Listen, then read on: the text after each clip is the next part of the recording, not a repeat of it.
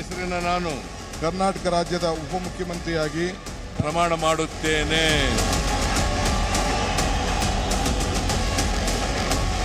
नफरत के बाजार में कर्नाटक ने लाखों मोहब्बत की दुकानें खोली हैं.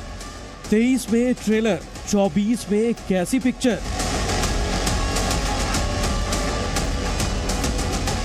सिद्धा का शपथ ग्रहण, विपक्ष का शक्ति प्रदर्शन.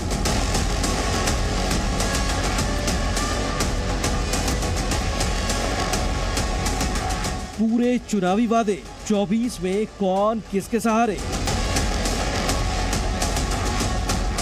न ममता न अखिलेश, विपक्षी एकता पर मतभेद.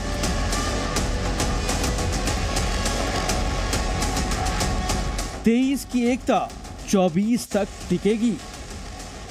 कर्नाटक में सिद्धाराज का आगाज हो चुका है. दूसरी बार सीएम के तौर पर सिद्धारमैया ने प्रदेश की बागडोर संभाल ली है. ಸಿದ್ದರಾಮಯ್ಯ ಎಂಬ ಹೆಸರಿನ ನಾನು ಕರ್ನಾಟಕ ರಾಜ್ಯದ ಮುಖ್ಯಮಂತ್ರಿಯಾಗಿ और पहली ही कैबिनेट मीटिंग में अपने 5 चुनावी वादों पर मुहर भी लगा दी.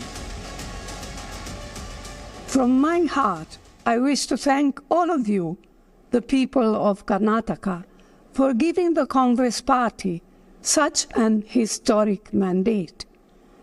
This mandate is for a pro-people's government. This mandate is for a pro-poor government. It is a rejection of the politics of divisiveness and a rejection of corruption. I would like to reassure the people of Karnataka that the Congress government, which has been sworn in today, will stand by its commitment to implement the promises made to them. लेकिन आज की असली और विपक्षी एकजुटता का संदेश देने वाली तो ये तस्वीर है. मंच तो था कर्नाटक में नई सरकार के शपथ ग्रहण समारोह का, लेकिन विपक्ष ने इसे शक्ति प्रदर्शन में तब्दील कर दिया. जब सिद्धारमैया सीएम और डीके शिवकुमार डिप्टी सीएम की शपथ ले रहे थे, तो कांग्रेस समेत विपक्ष के तमाम नेता मंच पर आसीन थे. कांग्रेस के बुलावे पर विपक्ष के कई बड़े नेता विपक्षी एकता को धार देने पहुंचे. कर्नाटक की जीत कांग्रेस के लिए संजीवनी साबित हुई है. दक्षिण के इस बड़े राज्य में सरकार बनने के बाद मिशन 2024 को लेकर कांग्रेस उत्साह से लबरेज है. प्रचंड जीत के बाद कांग्रेस की पूरी कोशिश ऐसी ही कामयाबी न सिर्फ कर्नाटक में दोहराने की, बल्कि पूरे देश में बीजेपी को कड़ी चुनौती देने की है. लिहाजा शपथ ग्रहण समारोह के दौरान राहुल गांधी ने कर्नाटक की जनता को शुक्रिया जताते हुए बीजेपी को निशाने पर लेने में जरा भी गुरेज नहीं किया. ये सरकार कर्नाटक की जनता की सरकार है, आपकी सरकार है. नफरत के बाजार में कर्नाटक ने लाखों मोहब्बत की दुकानें खोली हैं. 24 की लड़ाई में कौन अगुवाई करेगा, इसको लेकर भी जंग किसी से छिपी नहीं है. विपक्षी दलों के अपने अपने मंसूबे और अपनी हसरतें हैं. छोटे हो या बड़े दल, हर विपक्षी पार्टी की निगाहें दिल्ली पर टिकी हैं कि आखिर कैसे 2024 में सियासी समीकरण बने और पीएम की कुर्सी पर उनका दावा और मजबूत हो सके. इसीलिए कर्नाटक में जीत भले ही कांग्रेस की हुई हो, लेकिन हर विपक्षी दल इस जीत में अपना विजय तलाश रहा है. लिहाजा विपक्ष के इस शक्ति प्रदर्शन में कई नेताओं की मौजूदगी रही, तो वहीं विपक्ष के कई बड़े नाम गायब भी रहे. आइए अब आपको ये 2 तस्वीरें दिखाते हैं. पहली तस्वीर साल 2018 की है और दूसरी तस्वीर साल 2023 की है. 2018 में एचडी कुमारस्वामी के शपथ ग्रहण समारोह के दौरान भी विपक्षी नेताओं का मजमा लगा था.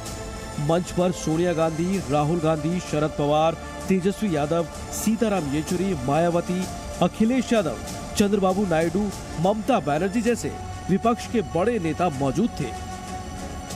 2019 से पहले उस तस्वीर ने बीजेपी सरकार के खिलाफ विपक्षी एकता पर मुहर लगाने की कोशिश की थी. अब 5 साल बाद सिद्धारमैया के शपथ ग्रहण के दौरान भी वैसी ही तस्वीर दोहराने की कोशिश हुई है, लेकिन ऐसा मुमकिन न हो सका. इस बार कई दलों के बड़े नेता नदारद रहे. सिद्धारमैया और शिवकुमार के शपथ ग्रहण में टीएमसी सुप्रीमो ममता बनर्जी और समाजवादी पार्टी अध्यक्ष अखिलेश यादव नहीं पहुंचे. हालांकि दोनों को खुद कांग्रेस अध्यक्ष खड़गे ने बुलावा भेजा था. शपथ ग्रहण में इनकी मौजूदगी विपक्षी दलों की एकता के लिए जरूरी माना जा रहा था. कर्नाटक में कांग्रेस की जीत के बाद ममता ने कहा था कि लोकसभा चुनाव में उनकी पार्टी कांग्रेस को वहां समर्थन देगी जहां वो मजबूत है, लेकिन कांग्रेस को भी दूसरे क्षेत्रीय दलों का साथ देना होगा। वहीं समाजवादी पार्टी मुखिया अखिलेश यादव भी इस तस्वीर का हिस्सा नहीं बने। शपथ ग्रहण समारोह में खड़गे, राहुल, प्रियंका समेत कांग्रेस के बड़े नेता, कांग्रेस शासित प्रदेशों के सीएम, साथ ही तमिलनाडु के सीएम एम.के. स्टालिन, बिहार के सीएम नीतीश कुमार, बिहार के ही deputy CM Tejashwi Yadav, national conference अध्यक्ष फारूक अब्दुल्ला, एनसीपी अध्यक्ष शरद पवार, पीडीपी अध्यक्ष महबूबा मुफ्ती, सीपीएम नेता सीताराम येचुरी, झारखंड के सीएम हेमंत सोरेन और आरएलडी नेता जयंत चौधरी सहित विपक्ष के कई नेता मौजूद रहे। हालांकि आम आदमी पार्टी, वाईएसआर कांग्रेस, बीएसपी समेत कई दलों के नेता इस समारोह में नहीं नजर आए। 2018 में विपक्षी दलों के मंच पर तो इतने सारे बड़े नेता मौजूद थे और सब ने एक सुर में मोदी सरकार के खिलाफ हुंकार भी भरी थी, लेकिन 2019 से पहले ही सभी दल बिखर गए और इसका नतीजा क्या हुआ सभी के सामने है।